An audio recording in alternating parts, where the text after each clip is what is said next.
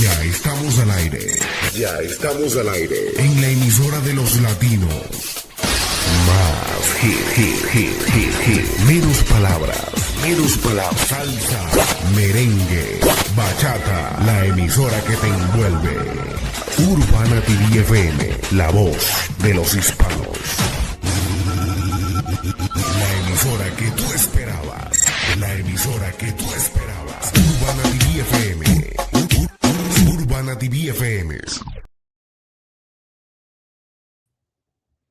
Muy buenos días, buenas tardes o buenas noches en el momento en que ustedes se conecten con nosotros. Esto es Panorama Hispano, Canadá, Estados Unidos. Hoy tenemos una entrevista, vamos a decir, Spanglish, con un joven que está pues revolucionando la política en el estado de Nueva York, especialmente en el distrito 13.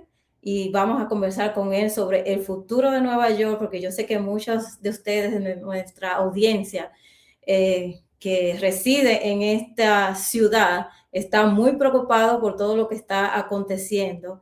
Y quizás pues Daniel Saynt, como se llama, de origen puertorriqueño, pues les puede dar a ustedes la respuesta que están buscando y sobre todo una esperanza en estas próximas elecciones de noviembre, donde se va a definir el distrito número 13.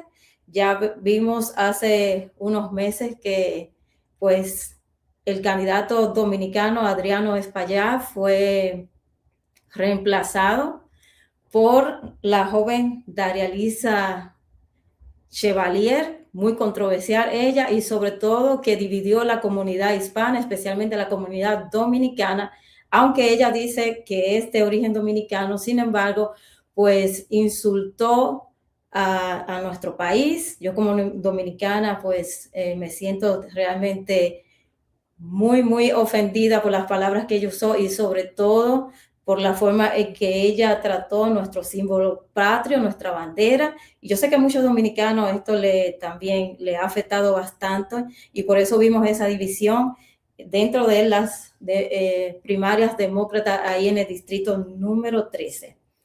Como les dije, esta entrevista va a ser en parte en inglés y así vamos a darle la bienvenida a Daniel Saynt. Vamos a conocer de él y de toda su propuesta y lo que él está haciendo para poder llevar una esperanza a todos los neoyorquinos del Bronx, de Harlem. Daniel, welcome. Thank you for joining us in Panorama Hispano. This interview is going to be very important for New Yorkers. Our community over there, they have so many questions. We receive a lot of messages because they want to know a little bit more about you and what is your proposal, how you can improve their life. And also they are afraid for everything they see and now with the new mayor in New York. So can you please start talking a little bit about you? We know that your background is Puerto Rican. You born in... Yo puedo hablar un poquito de español, pero no mucho. Solamente tengo unas palabras, pero no todos. So I can do it in English or I can do a little bit in Spanish. But mi nombre es Daniel Saynt. I'm running for New York 13 for the Bronx and Harlem, up against Darialisa, el socialista, el comunista, el terrorista. But yeah, no, I want to provide for my city, for my people. Tell me a little bit about your background, because sometimes you grow in the city, you love the city, your culture, the people over there, and then you see some changes and you want to be part of that change. What motivates you to be or race for the candidate in the District 13? Well, I was born in the Bronx. I was raised in Kingsbridge, Grand Concourse. I lived in New York City my entire life. I would say that the Bronx and parts of Harlem are usually the parts of the city that people forget, the places that people do not care about as much. City Hall doesn't pay attention to us. A lot of the U.S. government doesn't pay attention to us, and we haven't really been offered much. I think that my policies and what I want to do is to present wealth over welfare, to get people out of the situation that they're in, and to present more opportunities to the people in my neighborhoods. I believe that the Bronx needs support. I believe that someone needs to be there to fight for that support, and I don't think that's going to come from Darlisa. I don't think it's going to come from a socialist who believes that they need to take more. I don't believe it's going to come from someone who doesn't support business, who doesn't support education, who doesn't think that our kids can be talented or gifted and deserve the opportunities that other kids have. And I want to make sure that we're fighting for those things. So I joined the race specifically for that because I believe that her policies will only hurt us more. We've seen what years and years of kind of democratic rule have done to the Bronx and Harlem. We need a change, and I believe that people want that change now more than ever. Can you tell me in your voice what this 13 is so important for New York? For me, it's like the heart of the Big Apple, like everybody knows New York. Can you give me a little bit of background? These three: the Brooklyn, the Bronx, the Harlem, the diversity over there. Yeah, we're talking about Spanish Harlem. We're talking about El Barrio. We're talking about the places that have defined Spanish culture here in New York City. We've seen, waves of Puerto Ricans, of Dominicans, of people who are coming from Latin American countries and island countries, and they defined what this city was. It's the birthplace of hip hop. It's, in many ways, the birthplace of salsa, of a lot of dance, a lot of our heritage, and it's being disrespected right now. I would say that, we see the gentrifiers, we see the people coming in and bringing the luxury apartments, bringing the luxury places, and our people are getting kicked out. Our people are being forced to leave New York City. We are losing the city that we built and we created, and it's being given by people like Dar. Okay, we're going to continue with Daniel. This is very important what he says. This district is the key or the heart of New York because we have all the community, Hispanic community, especially Puerto Rican, Dominican Republic. They made the home. They had a roof over there. They build everything, the culture, the food, the music. And it's sad like how we seen it's being displaced or demographic change. Daniel, so this district have a large community like Puerto Rican, Dominican Republic, like you say, they build this, the New York, the music, the food, the culture, everything. And you're saying that it's being replaced. Can you explain a little bit about that? Yeah, I like to say that the gentrifiers are the colonizers. They're the ones coming into our district. They're the ones increasing the prices. We've seen through Zohran Mamdani, the amount of money that's going now to apartments in New York City has increased very, very greatly. We're now at an average price for a one bedroom of $5,100. It's getting more and more expensive, and they're not doing anything about it. Rather than help the people who live here, rather than work out deals with the NYCHA residents to let them actually own their apartments, own their units, to actually have generational wealth. These people are moving in. And when they move in, our people move out. They cannot afford it anymore. And everything that is being done right now, especially by the mayor and by Darlisa and the things that she supports, will just make that worse. The apartments will get more expensive. There'll be less places for us to live. Now they want to compete with our bodegas by opening up their own stores. They're doing so much to this neighborhood to remove all the opportunities. And unless we actually do something about it, unless we actually get out there and vote and actually put our voices forward, we're going to see more families leave. Over the past 10 years, 250,000 Black and Hispanic families have been forced out of New York City. And they've been replaced by the people who can afford the luxury apartments, the people who have their mom and dad to pay for all their bills and do not have to work and do not have to suffer and do not have to try to make it in the city without that extra help. And that is what Darlisa represents. She represents the colonizers of New York City, the gentrifiers, the people who are taking away from us. Yeah, I see a lot of people we identify for what you're expressing. And if I'm not wrong, in the last past election for the Democrat Party, when the Adriano Espaillat was defeated by Darlisa, one of his supporters, he was in the Dominican Republic, and he explained that they have a plan to change the demographic from for example, the Washington Heights is the heart of the Dominican over there, the home, And they say that the plan that they have Mandani and Daria Lisa is that they want to replace the Dominican people, the Spanish people, for maybe Muslim people or Haitian. And that's the plan. And that's why he supports Daria Lisa. What do you have to say about it? Do you have any knowledge about this? Yeah, of course. I mean, I think we're seeing it now. The mayor has been very, very clear as to what he wants to do in New York City. He wants to make it difficult for landlords to actually keep their properties. He wants to fine them, and he wants to take away the properties. He wants to then give those properties to New York City so that everyone is a NYCHA resident or to NGOs. But the real plan for Mayor Mandami is to bring in a lot of the money from the Middle East, people who have been buying up properties in New York, and to replace the current owners of the buildings with the Middle East, to bring in more Islamists into New York. And we're already seeing this. We're seeing the migration. We're seeing the calls to prayer in Brooklyn at 5 a.m. We're seeing it in places in Harlem as well. And his plan in the end is to replace us, to get rid of the people who built New York City and to replace them with people who follow the same type of religion that he follows. And that is very, very unfortunate for the people of New York. And it is something that we're not going to allow. Yeah, I think it's very dangerous because if we see the news in London, for example, in Europe, they are invade those countries, and they don't only they say you okay, they flee from the country because they cannot live under that regime or communist or whatever.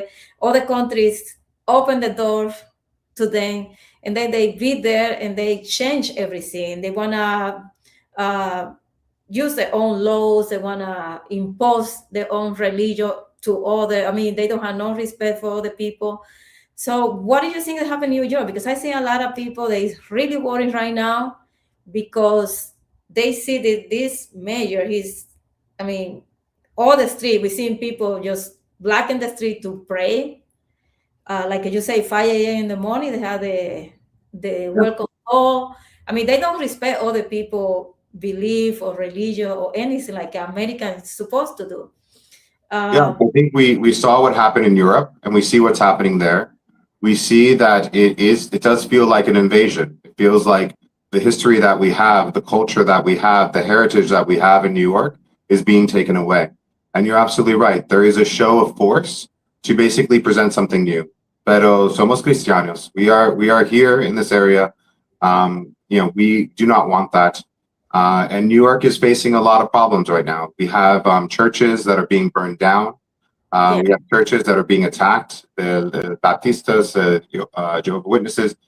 There's an attack on Christianity here in New York City happening right now, and many people do not want it. And the only way that we can prevent that is to prevent these people who are trying to take power and take control of our neighborhoods and say that we are not going to accept it. We're going to fight, and we're going to prevent them from taking the Bronx and Harlem, and then prevent Mandami from being mayor again, or possibly remove him in the future. Well, not only him, because this is a plan. In my opinion, this is a plan, because what a better way to destroy your enemy from within, I mean, it's the plan that they say it is. They're not lying about it. They're being very, very honest about what they want to do and what their intentions are, and it's up to us to listen and take them seriously. I think a lot of people in New York, didn't show up to vote. They didn't get out there. They didn't realize the danger. And unless we, tell them that this is it, this is it. After this, everything changes. After this, it's no longer the same. After this, the safety's gone. After this, it's a whole new people who get to inherit New York and to take it over. And I think for myself and my people, we do not want that. We want to be able to worship how we worship. We want to not be interfered with. We don't want our churches to be burned down. We don't want our women and children to feel unsafe when they walk home from school or from work or from anywhere else. And unfortunately, that's what it brings. And you can look at Europe. You can look at what happened in London. You can look at what's happening in Paris. You can look at what's happening in these cities where they let them in. They said, okay, all of you come in, as many of you as possible. And what happens? Everything changes. And we have to have love for who we are.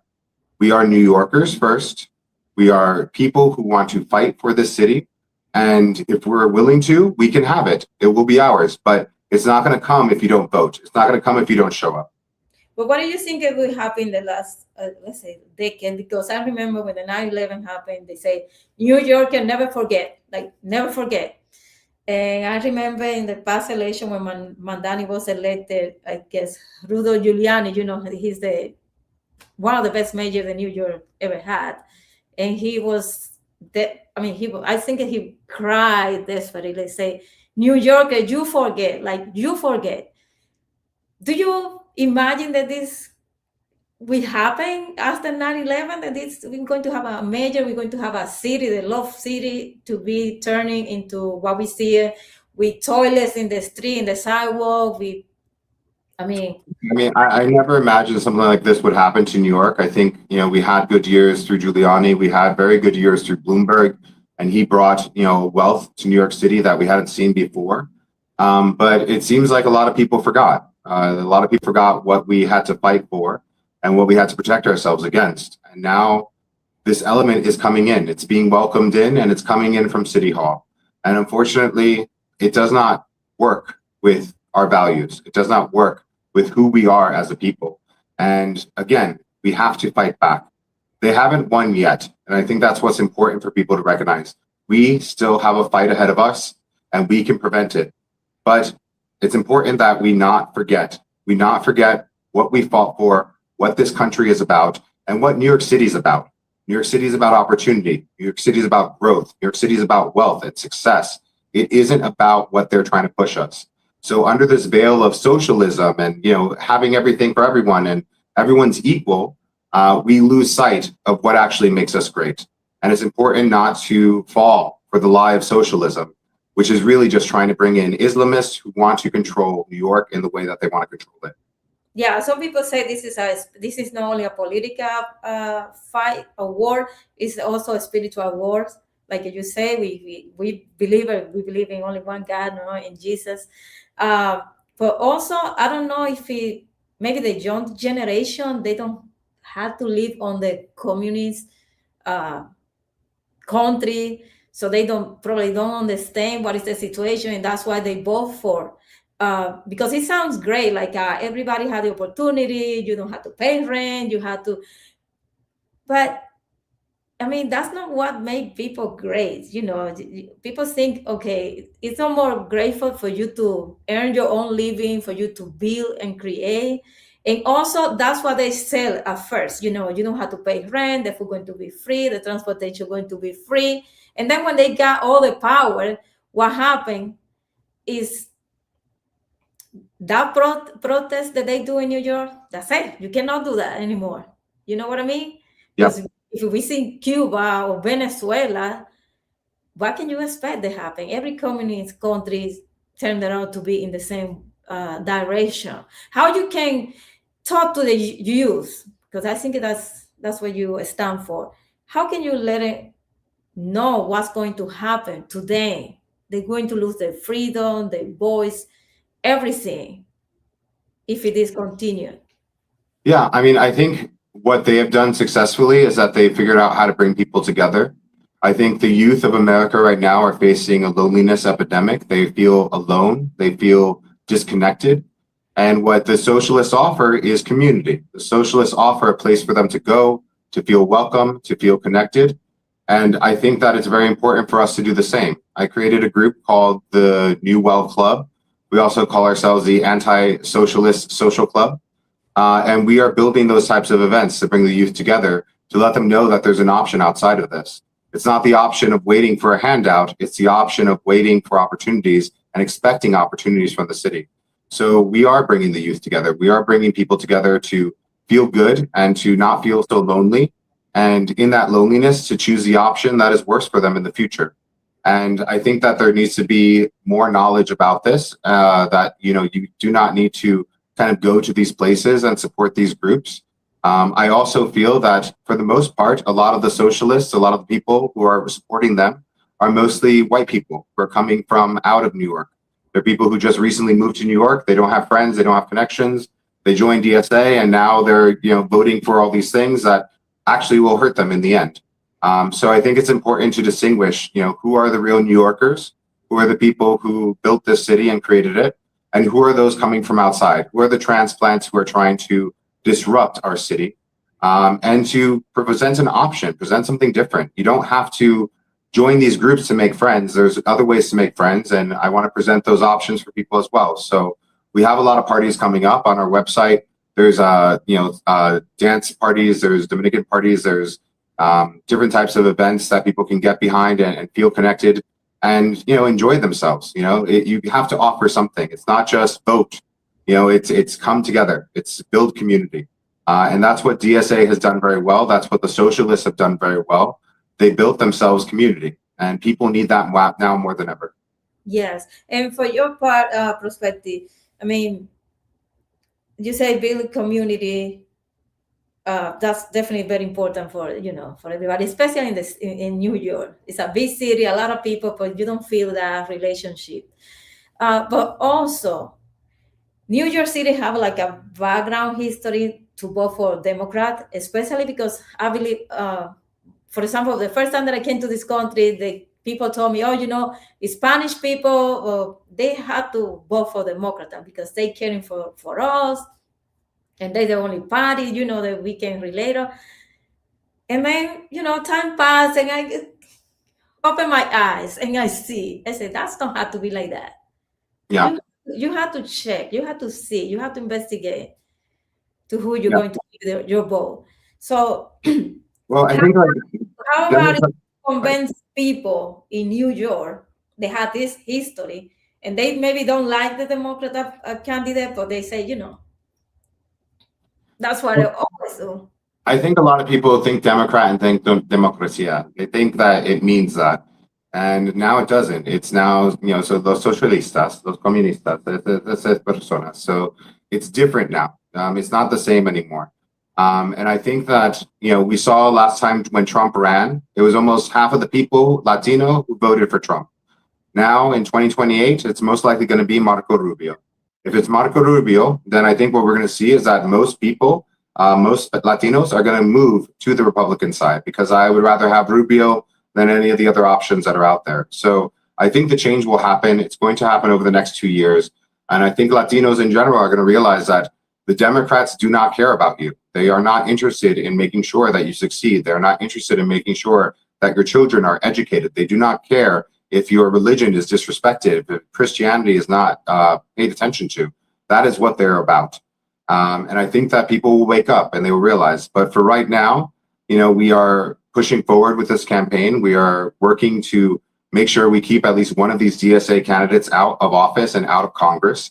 And in the future, we will continue to fight, and we'll continue to put up the resistance that we need to prevent these people from holding power in our country, because all they will bring is ruin and destruction. They do not know how to build. All they know how to do is destroy, criticize, and bring down. And we must remember that. And I hope that more people, more voters recognize that as well, and know that the fight is not over. They have not won yet. And I think that's very important for everyone to recognize. What do you say to Daria Lisa, or the people that follow her, want to vote for her? Maybe they don't know what's going to happen or what she is, cheating for. What do you have to say? Especially for the Dominican diaspora in New York, because there was a huge division over there for what she expressed in some posts about the Dominican flag that she taken to those her furniture, or our country, the island should be a black island. I mean, that's not what Dominican are. We know, and that was very, very offensive. And we see all social media people getting really, really upset for her comment, and she didn't apologize at all. So what do you have to say to those Dominican? Maybe they can vote for you, so that can be. Yeah, I mean, I think, Puerto Ricans and Dominicans have had a long history. We've lived in these areas for a long time, and we've supported each other through those times. I think what she's done is extremely disrespectful. I don't know where she came from, or who raised her, or what they taught her, but to not have pride in your heritage, to not have pride in your people, it's just disgusting. I think it's a very, very disgusting behavior, and not being able to take accountability and realize that what you've done is wrong and that you've hurt people and you've hurt your own people. it really does show exactly where her priorities lie. Her priorities do not lie with the Dominican people in the Bronx. It does not lie with the Dominican people in Washington Heights or El Barrio or Harlem. Her priorities lie with something darker and evil that we must stay away from. And if we allow her to win, if we allow her to take the seat without a fight, there's no hope for us. There's no hope for the Dominican people in New York. There's no hope for the Dominican people in Congress because there's no longer representation of them because she does not represent them. She represents something else. She represents the people coming in to take over. She does not represent the people who built this city. And I think it is very, very important for all of us to recognize that, and especially for the Dominican people, to say, we do not want this woman. She might identify as us, but she is not us. And I think that's what's very important with a lot of these races right now. These are not people who represent the people of the Bronx. These are not people who represent the people of Harlem. They do not represent us. They are not like us. And I really do hope that the Dominican people out there recognize this and realize this and hopefully say no to her. Say no to having her in the city. We have not lost this fight yet. La loca no gano nada.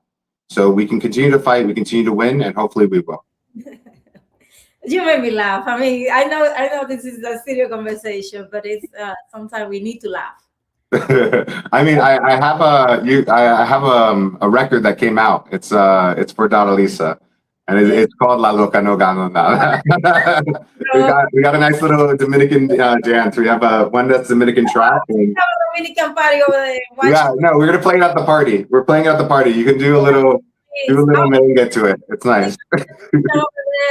Bachatero, merengue típico. Please let us know. We have a lot of friends, great musicians in New York. I'm sure that they'll be more than happy to. Yeah, and I just launched the Spanish language Instagram as well, Saynt in Español. So you can go there. All the information I'm putting on my main site is going to go up there as well. But yeah, no, we're challenging Lisa. We're going to take her down. Yeah, we share your social media and everything you do. So because this is important for people to have the choice. So then tomorrow they're going to say, oh, you know what? I didn't have choice. Now they have Daniel. Here, he want to do the best for the District 13 and for all New Yorkers. Can you, in the final words, why people have to vote for you? And what is your plan for them? Well, I have a couple of things that I want to do and accomplish in the city. I was someone who has benefited from being a part of the gifted and talented programs that were in New York. Mayor Mondami has taken these away.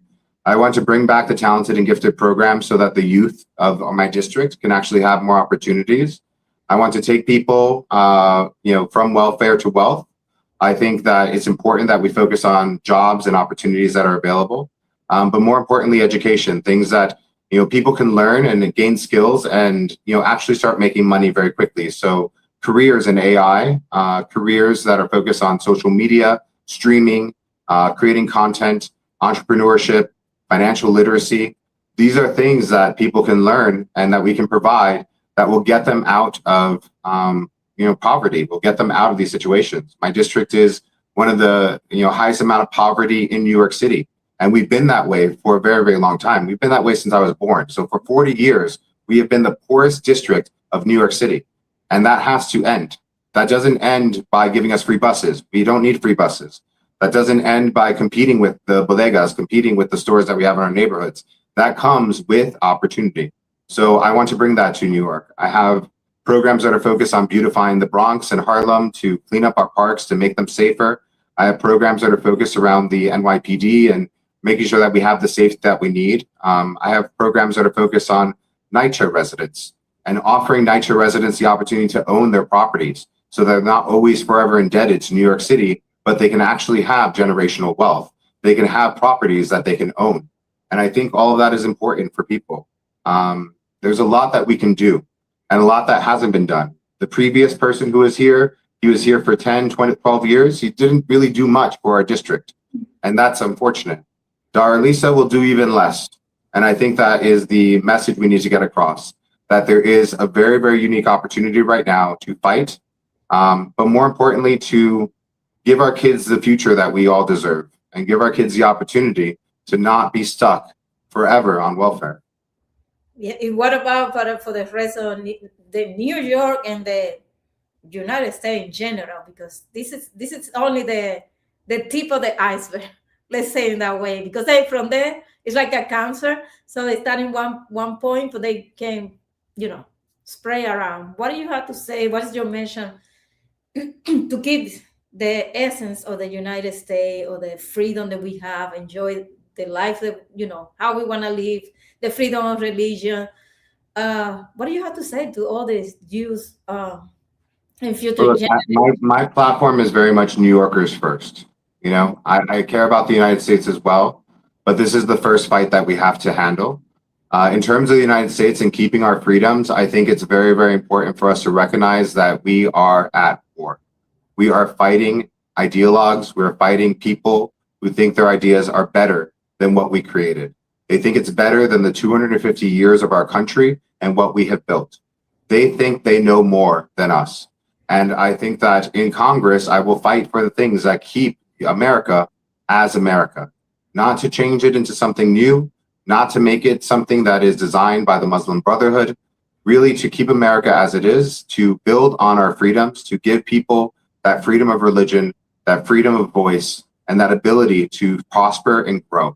And I think that, we can do it first here in New York, because New York is the most important thing to me. I think that we can do it by focusing in on how much money we can bring the people. My platform is very much, more money, less problems. We want to bring more money into the Bronx. Elon Musk. Maybe you have to be a trillionaire too. Yeah, no. I mean, I think there's a lot of things that can change and a lot of things that we can do.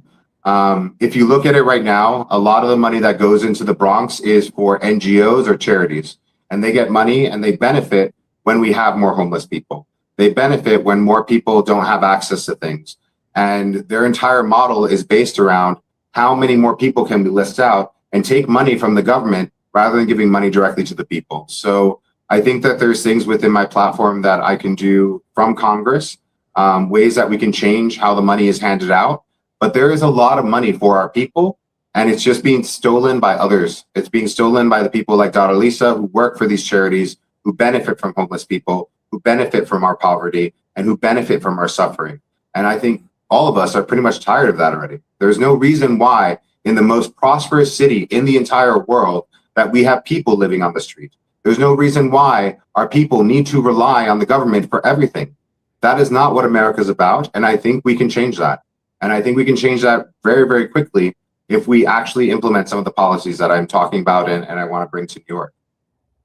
Well, give you a call to everybody who's watching you, all our friends there, our families, and the community in the District 13, when they had to vote, how they had to vote, and what activities you're going to hold over the weekend so they can join you, meet you in person. Anything you want to share with them? I mean, for the people who are here in my district, I think it's very important for you to recognize that Election Day is coming up. We start the elections in October. There's mail-in ballots. You'll receive those in your house. Do not vote for Lisa. You write in, escribe, Daniel Saynt. Escríbelo y ponlo adentro de tu ballot, and that way you can vote for me. Then we have the early voting. Early voting begins October 24th. From October 24th to November 1st, you go to the polling station, you write, escribe, Daniel Saynt. Put my name in there. And on Election Day, November 3rd, Daniel Saynt. Escríbelo. Put it in there. You have to write it.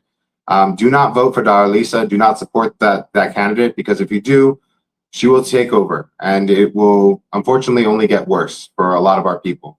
I'll still be back in 2028. I'm not done yet. Even if I don't win this, I will be back in 2028 to try again and to fight her again. But we can stop that. We can stop 2 years of pain and suffering. All you have to do is write Daniel Saynt, vote for me. And yeah, definitely go to my website, see more information, see what we're trying to do. Sign up, Saynt en Español. We'll have all the information there as well in Spanish so people can understand and see what we're trying to do. And then also events. I'm going to be in Washington Heights now through November. We have an amazing place for parties and events. I would like you to come out, come meet me in person. I love to meet people, and I can share with you exactly what the vision is. You can meet the people who also support this vision, who want you to succeed, who want you to do better in life, and who want to make sure that you have these opportunities in the future. So please join us. Thank you for your support, and I appreciate the opportunity to be on here. Thank you, Daniel. I think it's New York had the opportunity, District 13, please go and vote. This is very important. We know some people, they just, relax and don't think too much about that. But then when the truck hit her in the head, that's when they wake up and say, I shouldn't wake up and go and vote. They have too many opportunities to do it. Daniel, thank you so much for being in Panorama Hispano. This won't be the first time here, because we want to see how you're doing. We wish you all the very best, and please, the community, the Spanish community, Puerto Rican, Dominicans, everybody in New York, please go vote, because this is your future, the future of your children and your grandchildren. So you cannot let other people decide for you when you have this opportunity. No por los niños, por favor. Por el futuro de sus hijos y de su familia, esto es muy importante, que vayan y voten, que lo hagan con conciencia, porque lo que ustedes están viviendo hoy no va a ser nada comparado con lo que viene más adelante, si ustedes permiten que esto continúe. Probablemente mañana no van a tener la oportunidad y van a tener que dejar sus raíces que ya han echado ahí en Nueva York para tener que empezar en otro lugar. Así que esta es su oportunidad. Salgan a pelear por su futuro y el de sus hijos. Daniel, muchísimas gracias. Muchas gracias. Vamos a seguir en contacto. Bendiciones.